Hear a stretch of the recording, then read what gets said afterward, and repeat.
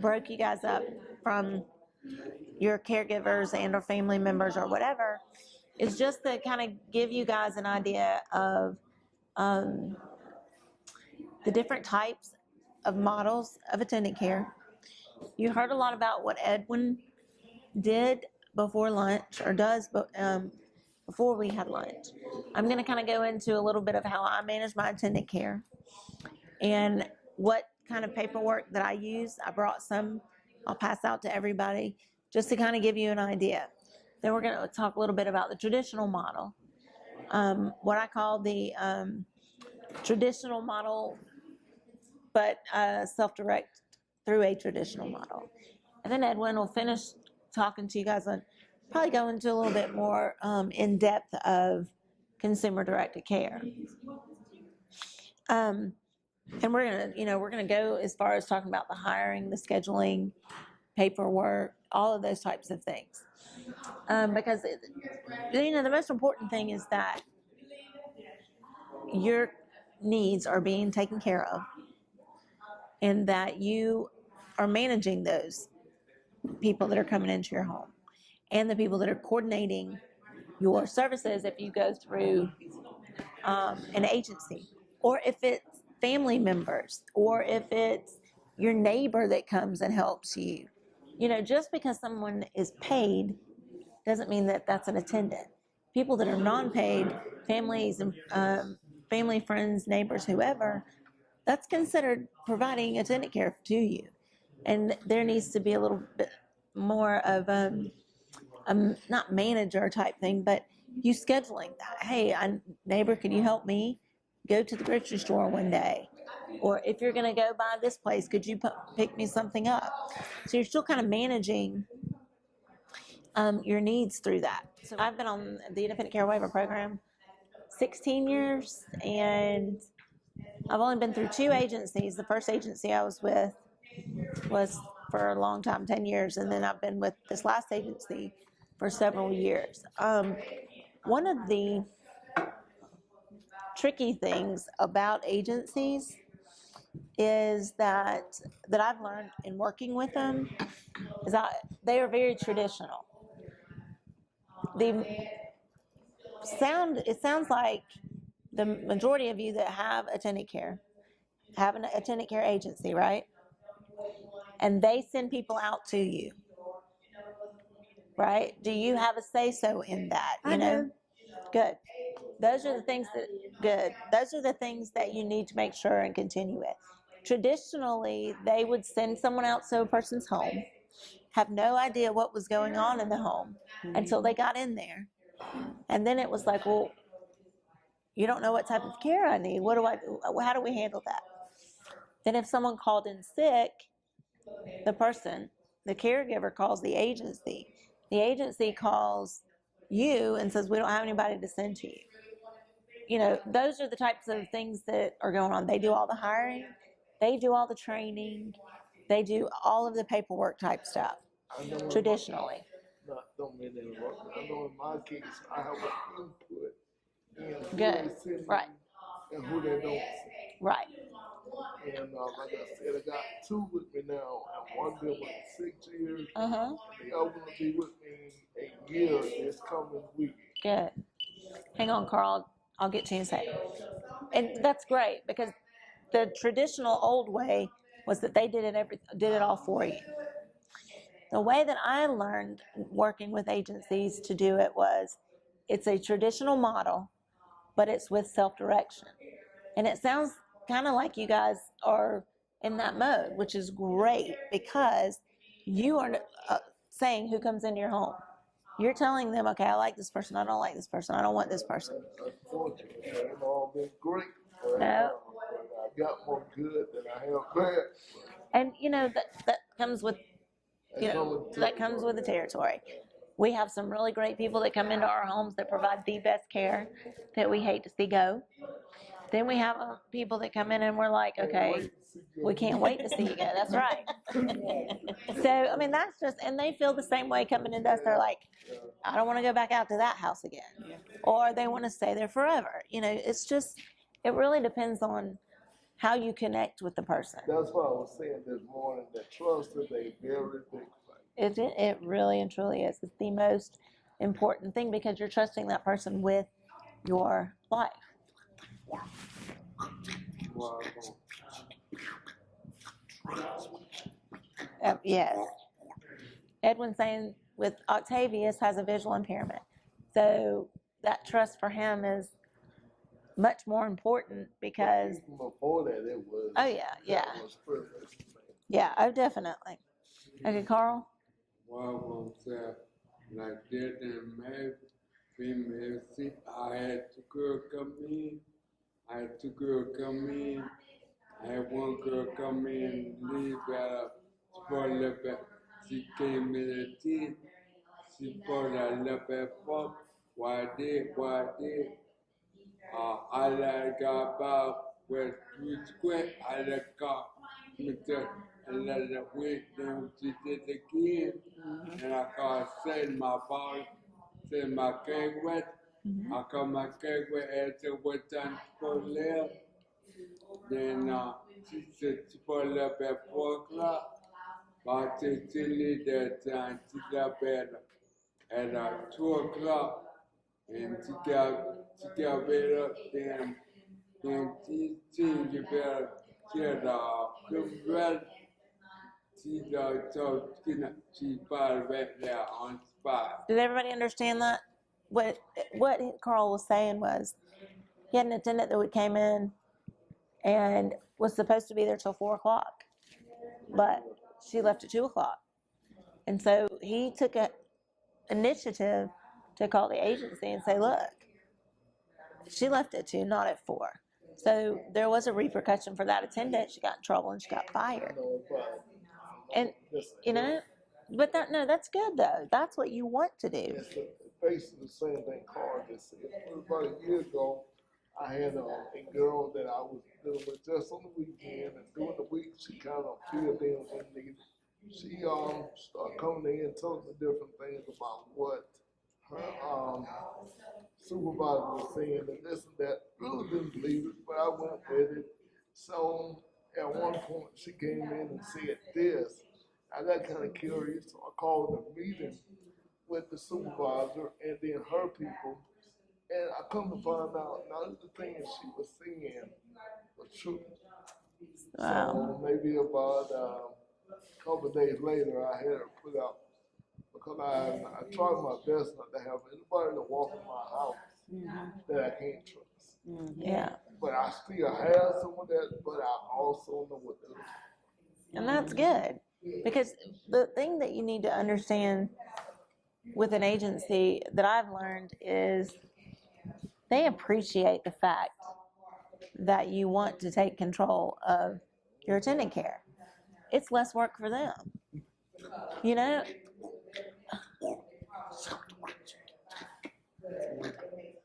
Right. The more self-direction that you take, the better type of care you're going to get.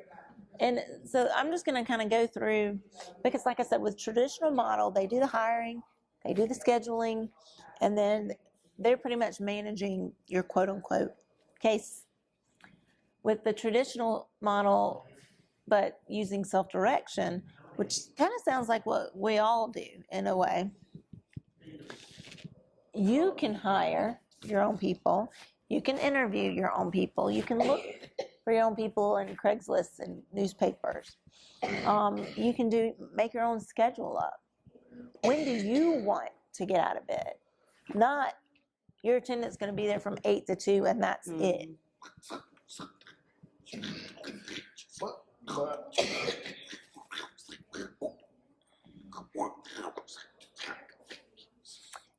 If you go in there and if you go in with an agency and you tell them, this is the amount of hours I get and these are the hours that I utilize. I want someone there at 6 o'clock in the morning until 4 o'clock in the afternoon. If that is when the attendant care agency should provide you care. Not, I'm sorry, but we can't get anybody in there till 8 o'clock. Well, no, that's not acceptable. I know with me, I've been dealing with these different programs for the last 15, 16 years. And what I learned dealing with just doing it for myself, in my opinion, is building a relationship with The your attendant, assistant exactly. more than your management. And that's what I'm getting at as far as like the way that I do my attendant care. The only thing the agency that does is really pay the attendants. You know, I'm really doing self-direction. I printed out for y'all, hold that for me, how I actually hire an attendant from the very first day all the way to the training. And I'm going to, I'll pass it out before we leave, but I've also included questions that I ask the attendants, and a checklist that I have for shift duties. I don't know if everybody could see it, but it goes day by day. Monday, when you come in, this is what I want you to do. On Tuesday, when you come in, this is what I want you to do. And I mean, I get down as far as I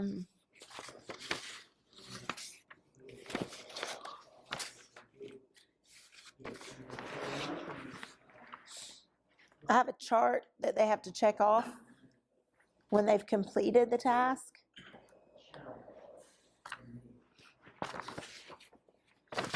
Is that your own personal one, or is it us one like that? It's the one I use, and so I'm gonna let y'all use it too. I mean, So it's basically going to be a guide. it'll be a guide to tailor it. You tailor it to, like, when I have my attendants come in every day, the first thing I want them to do, I want you to check the dishwasher.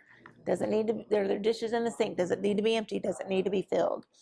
Empty the trash and spray the cans if it needs to be done. Sweep the bathroom. I have 2 cats that use a litter box. And when cat litter gets wet, it's disgusting. So please sweep the bathroom, straighten the couch and the chair. Wipe the countertops. My biggest pet peeve is moving things. If somebody goes through, we're all in a wheelchair, you're eye level to your countertops. I can see every crumb and piece of dust. It drives me up the wall.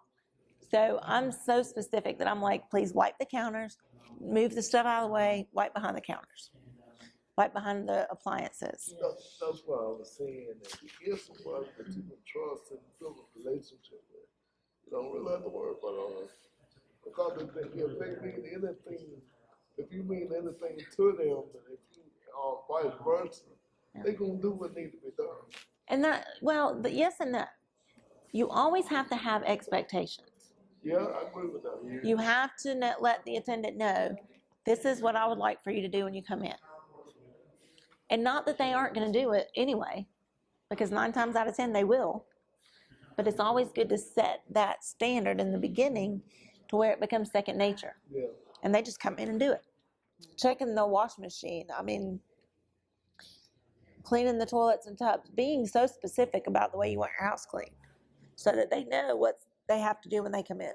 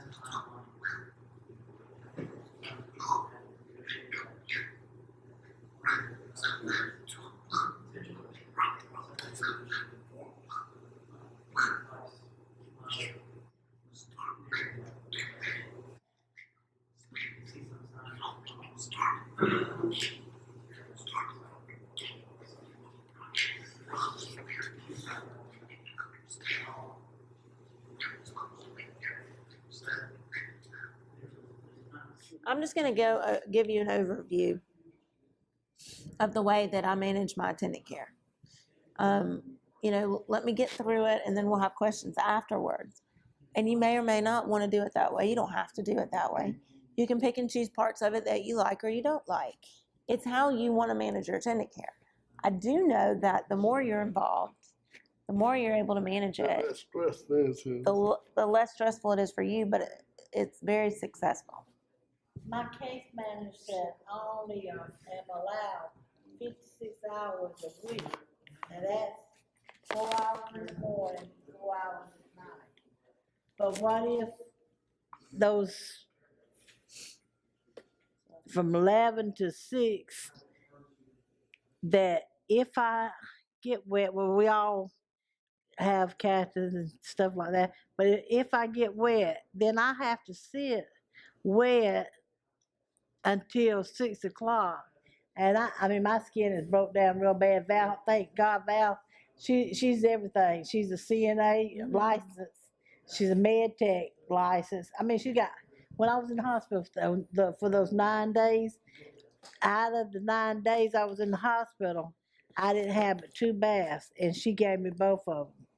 Wow. And she laid out all her credentials. But what if they tell you you're not allowed no more hours than what you already got? Your case manager, I'm talking about. That's the unfortunate thing about the waiver is usually once you have your hours set, you get this many hours a week. That's unfortunately all you're going to get.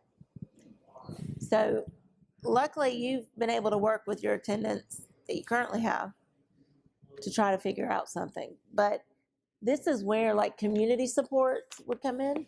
Mm-hmm. People that you may know in the community that could come over to help. Unfortunately, I don't have a good answer for you on that because you don't have, how do you do that with the hours that you don't have attendant care? I mean, in my experience, if you build a relationship with the person strong enough, that person may be willing to do things off the clock. Which she does. They do for her. Both mine. They definitely do that for her. I got 2 wonderful attendants, and they Yeah. can when they're not at a regular Oh, job. okay. That they can't get to me at a specific time. Val, she just come at 3 o'clock in the morning and got me up off the floor. I mean, so I can't ask for no better CNAs than I got. Basic coverage. Huh? So like you got all your basic coverage. I didn't understand what. You got all your basics covered. Yes. But from like 11:30 to 6 to Does she 6 need o'clock, I'm by myself.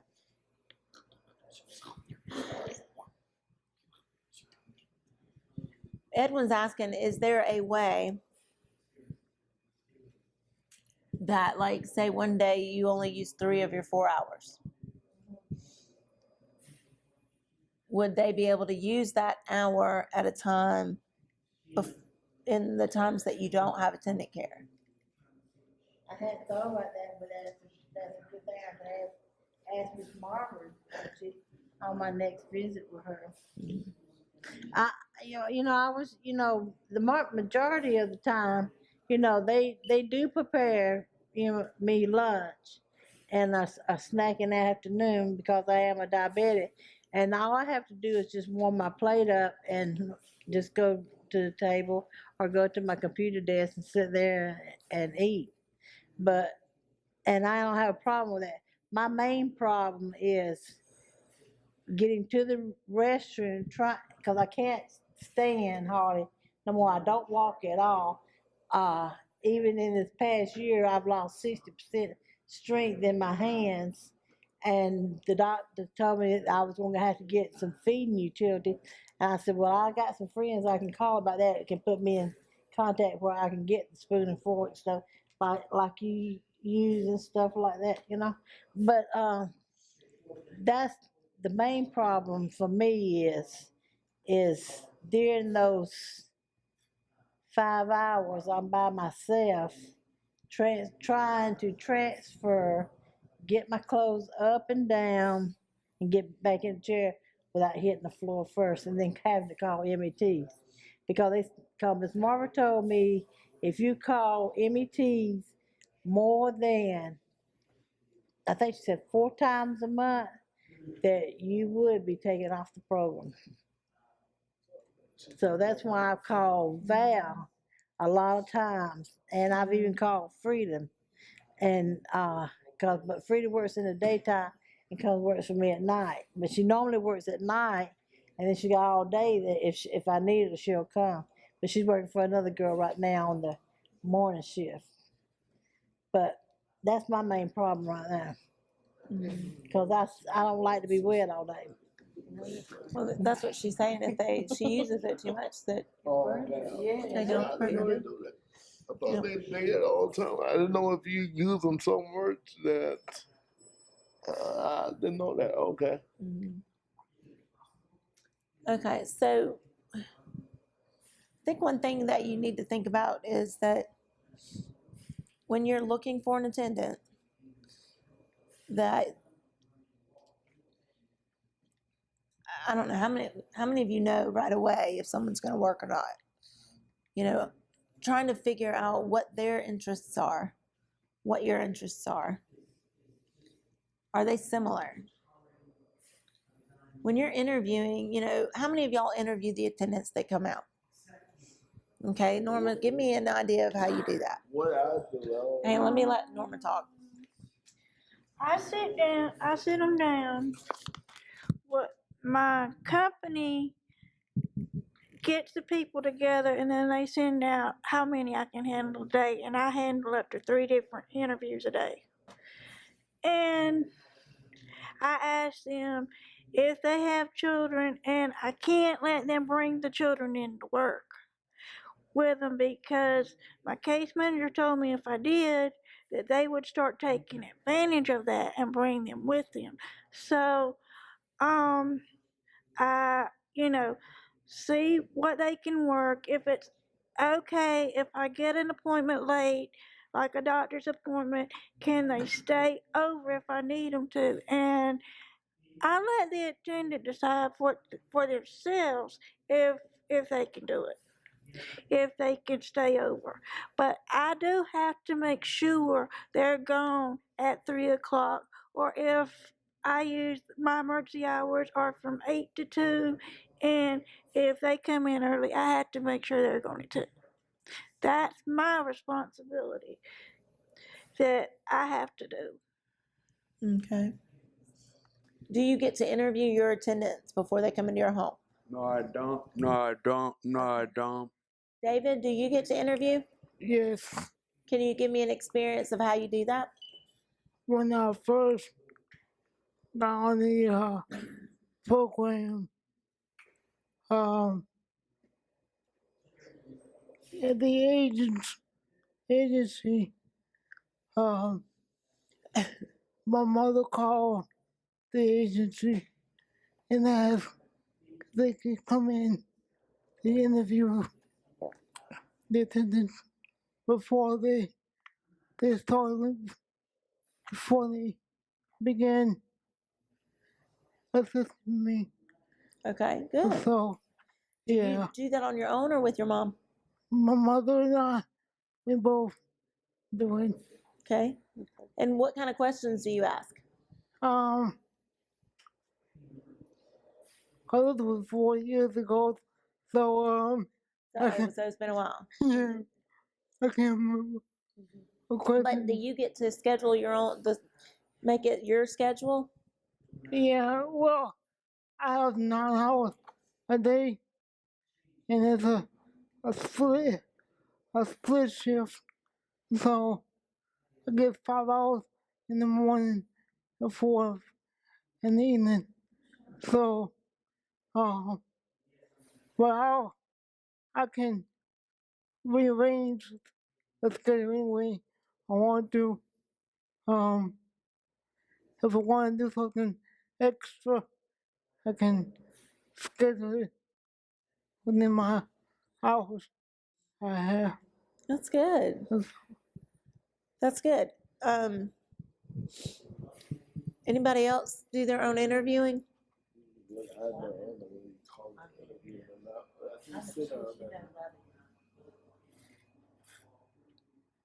I do sit down and talk to them Okay. and try to get to know them. And if I have a one or two questions or more on my mind, I ask them those particular questions. One of my main questions always is, do you smoke?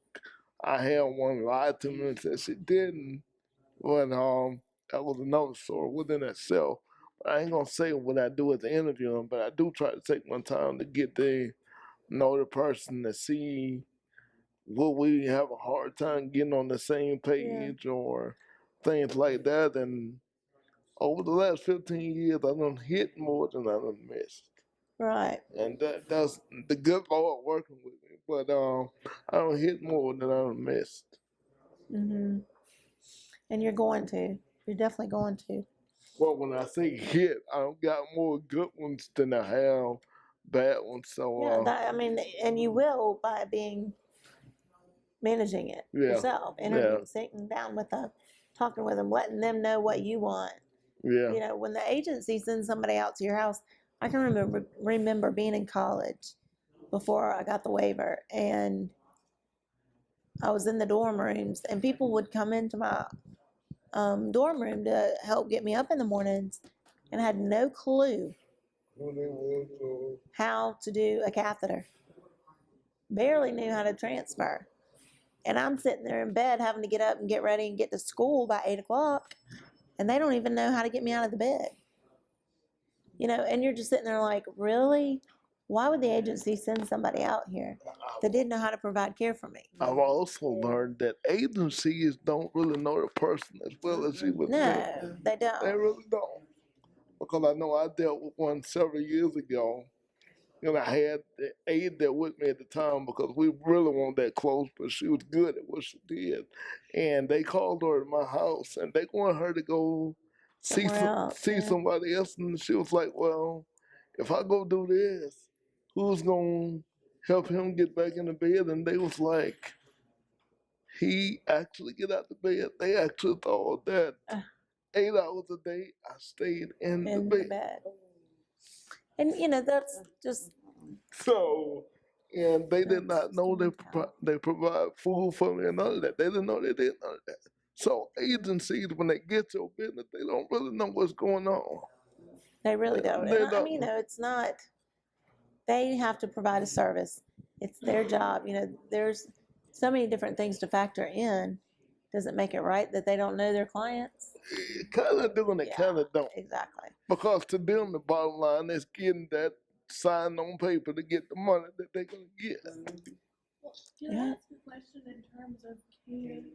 If, say, you said that some of them didn't know a lot about how to help, what would you do when you did have to be in class at a certain time? I would call the agency, and I would say my piece about sending somebody into my house. They didn't know how to take care of me. Mm-hmm. And I would have to walk that person through how to take care of me. I would have to tell them how to cath me. More time than I would explain every detailed move mm-hmm. of how they need to take care of me. It was very uncomfortable for both parties. I mean, you know, it's not the lady's fault, you know, but you just have to kind of suck it up and get out of the bed or lay there and be miserable. Because you're going to have some that come in and don't tell them how to do their job. But you know, a lot of times they are, a lot of times I think it's just the fact of they're just as shocked as you are. They're like, nobody told me what I was coming into. But just like I told one of the girls told me years ago, I'm not telling you how to do your job. I'm telling you how to deal with me. Right. And that's, you keep telling them now they have a problem with that, well then they know where the door is. And so she didn't do nothing I asked her to do.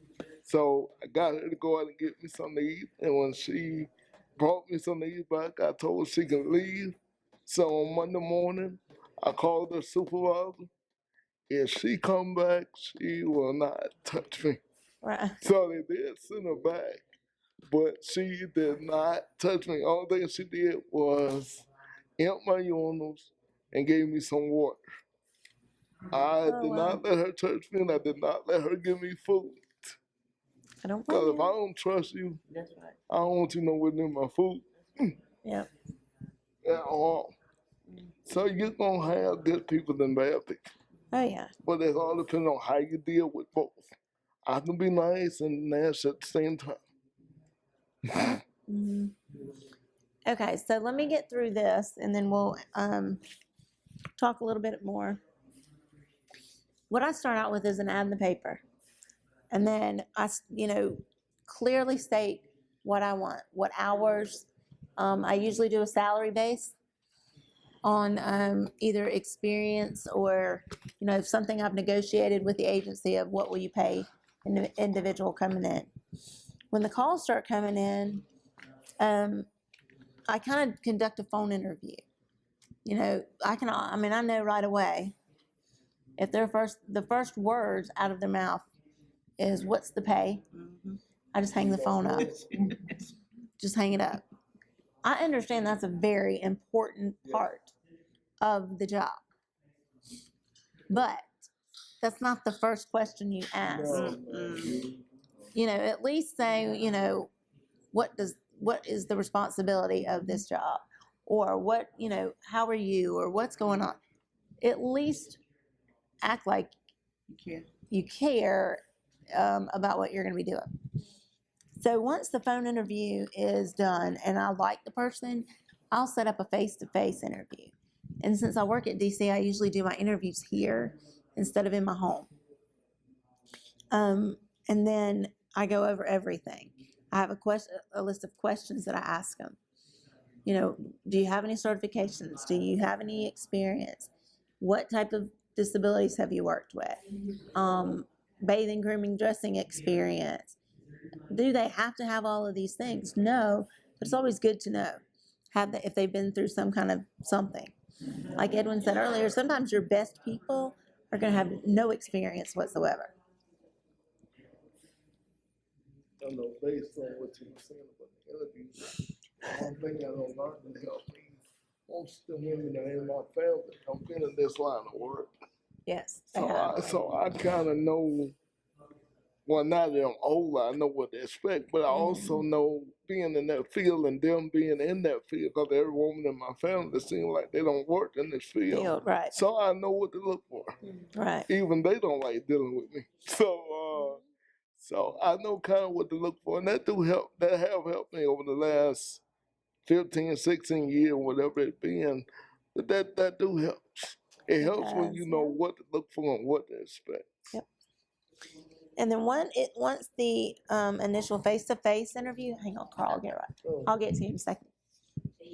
Once that interview is done and I still am impressed, I set up an observation. And I have them come in and see all my care. Every last detail to the way that I go to the bathroom, get in the shower, get dressed, transfer, all of it. And then sit down, talk with them, and I'm like, is this something you can do?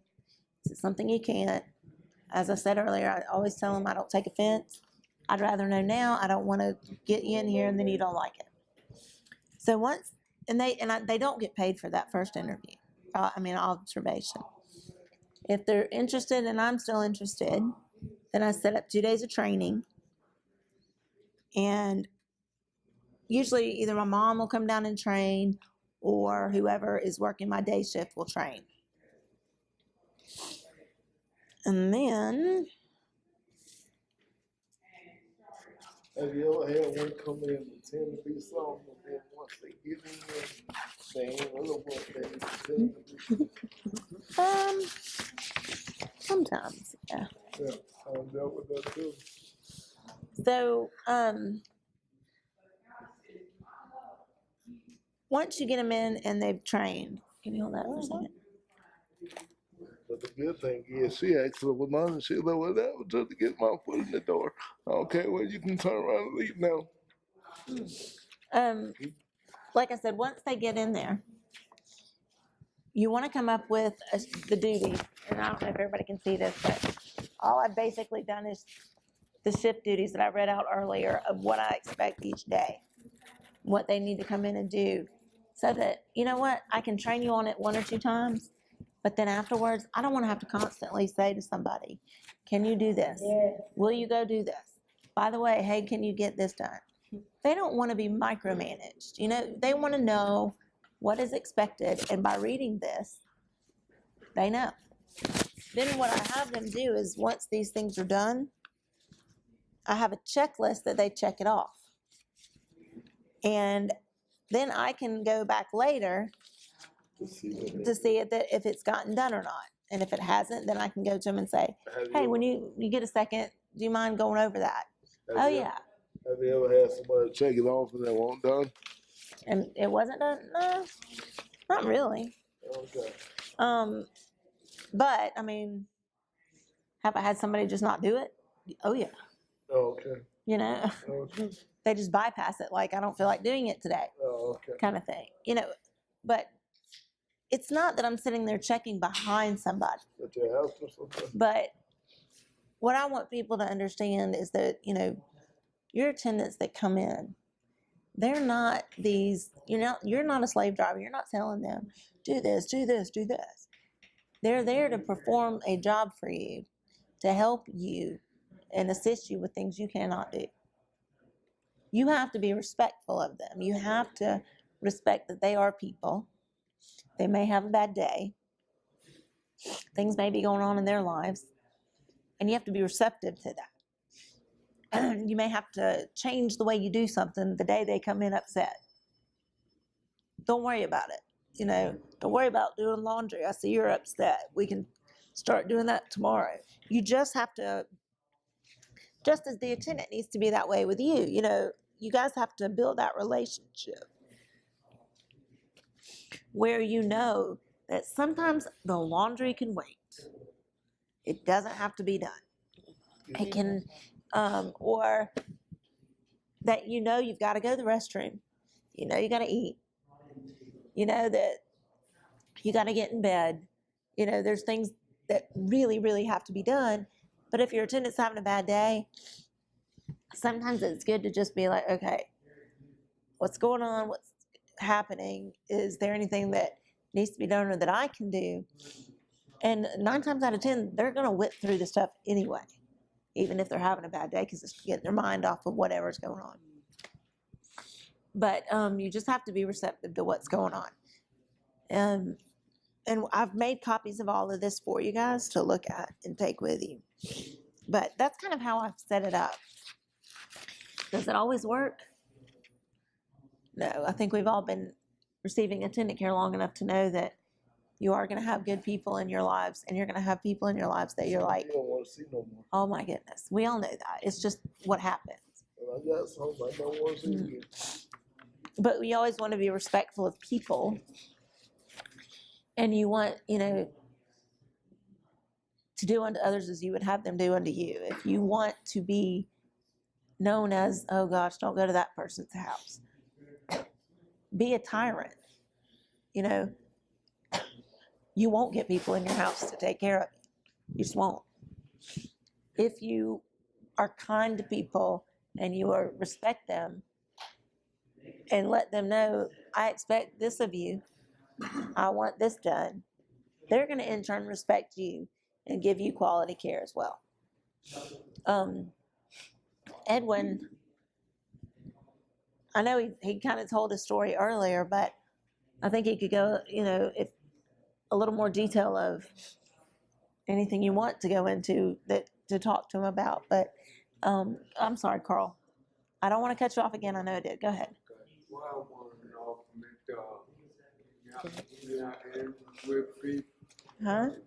Yeah, and with people that come in, if they come and think you don't have that day, you know, they got to come in and I thought interview somebody, one came in think they came with dirty clothes on, they come with dirty clothes for interview. Yeah. And I told them, they got, when I call interview again, you can't come in because you got to be clean, but you Well, come yeah. in.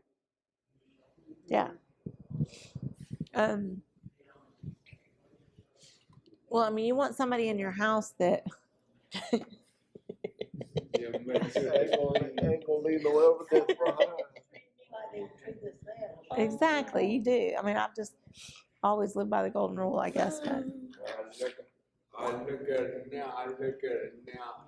When they come in, when they come in, I see they clean, they're not clean. I would not hire them. Edwin can probably vouch for this.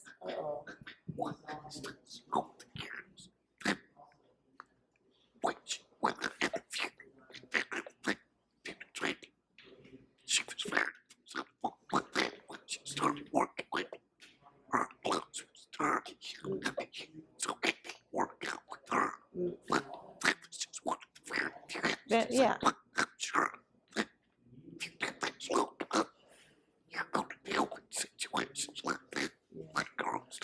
And you will get to a point where, I mean, like I said, I already know when I hear them on the phone. I know if I do a face-to-face, I know right away when they walk in. You will get to know if this person's going to work for you or not. You just will. There will be times that you will take someone in that you're just not real sure of because it's kind of a last, okay, I've got to have somebody. And in the situation where I've done that, I've done it twice. I was like, oh God, this is not my first choice, but it will have to do in a pinch.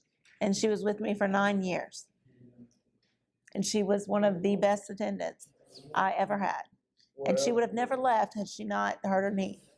Or, you know, I mean, her knee went out on her. She was older. But you can't always, not that I want anybody in my house dirty either, but I'm just saying you've got to be open-minded when it comes to hiring attendants. But you learned that. I mean, now, James, I know we helped you do some interviewing. Huh?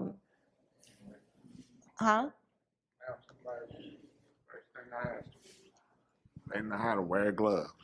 Wear gloves. That's right. But you like to interview your people too first, right? Yeah. I ain't gonna have nobody that don't know what to do. With your mom helps you, right? Yeah, I have to have somebody with me all the time. Right. Because what the doctor said, I can't be put to sleep, nothing. Right. I have to, I can tell when I have to go or whatever I have to do. I can tell that. But I finally had somebody, I had 3 agencies that know what to do. I've worked with them, and they wouldn't do what they're supposed to do, and I had 3 agencies. And then finally I figured out somebody. Right. And I mean, it takes a couple of days sometimes. And I know, I mean, Thomas, in your situation, do you guys get to interview your people? You and your mom? Not really. Would you like to be able to do that? Yeah. Okay. Well, is there anything that you guys, you know, I mean, I don't want to turn this into, let's complain about every person in our house. Let's complain about all the agencies. We want to be positive, you know. We want to, you know, what are some of the good things that you like about having attendant care? You know, let's talk about the positive things that we enjoy. I like my care. I like dear. My bedtime cat is there, and I really like them. Carl, I know you like having an attendant. I do know that. I do. I like my attendant Know where we at. Good. I like they come and clean up. I think that's great because you've needed it. Anybody else? I'll tell you a little bit thing that I like, Mister. You know, I used to go if I wanted something bad enough, and if it wasn't on sale, I would get the real deal. And I was like, if I want a T-bone, I'll go pick up a T-bone. Then he came out paying $8 a pound for it. I just wanted it. But with Frida, I go with her, and she helps me pick out the bargains that I really can't tell the difference from. Well, I can with my meats and stuff, but she knows what kind of stuff I like. Then she comes back and she fixes up enough meals from Thursday to Thursday. And all I have to go in I know you heard me say that, all I have to do is go in my refrigerator and get them. But the great part about it is I could send her by herself. I go with her sometimes just to get out of the house, and be active outside of the house, because staying in is what I was doing before I met Mark and you all. But Frida knows me so good. She knows what I like, and when she's come back, I look in the refrigerator and I say, "Golly, you must have bought enough food to last for a couple of months." She says, "And I only spent $60." I always very good. I would much rather send my attendant, because if I go to the grocery store, I will spend $100. If I send my attendant to the grocery store, I will spend about 50. It's very true, because I want to spend. Okay. Octavius, would you like to say what you're happy about? I didn't mean to scare you. I'm sorry. No, I'm out somewhere else. No. I didn't mean to scare you. No, okay. Cause for one, I wouldn't know where to start. So, you don't know what you're happy about. Huh? Oh, I know. I know, that's right. You can tell us a couple of things. No. Do I have to? You don't have to. No. David will do it then, and we'll come back to you. We're gonna come back to you. Okay. Well, I have about I will not. when before I received attending care, my parents took care of me. Your mom took care of you? My mom and daddy. His mom and dad. And so when I received attending care, that was I was happy because my mom and dad could enjoy themselves. Oh, you're gonna make me cry. That's so sweet. Yeah. And so it's good to have attendance Yeah. in the home. Yeah. That is so sweet. But it's true. I mean, it does allow your family to be your family again. Yeah. Instead of it's always good to have your family there as a support system and a backup, because that's what they love us for. Yeah. But it also it's very hard on them to, they do it because they love us. Yeah. And they wouldn't have it any other way. But that's very sweet of you. Yeah. I would have to probably say, I don't know, the best thing about being on the waiver for me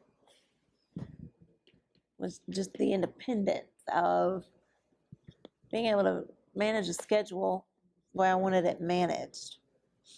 Being able to go when I wanted to go, do what I want to do, in the terms that I wanted to do it in. I think that's what I enjoyed about it. Edwin?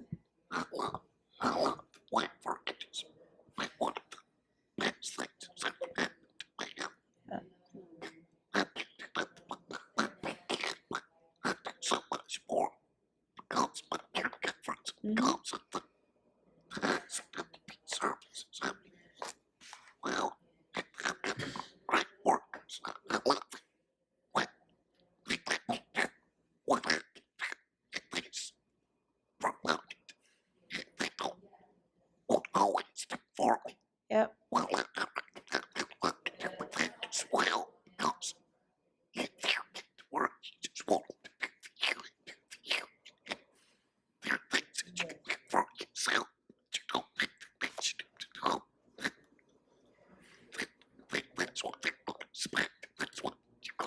Yeah. And your attendant that you brought out there to my house, you bought you to buy? and taught me how to band my door up. I want you to send her to me. You don't need her. Who was that?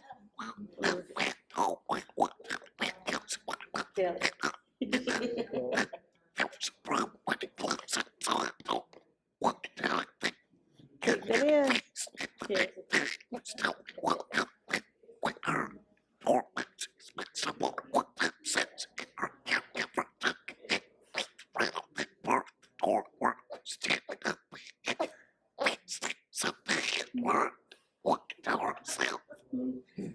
All right, Miss Norma, your turn. I just enjoy the respect we give each other and the laugh. Well, Diane's had the same attendant that I'm fixing to mention.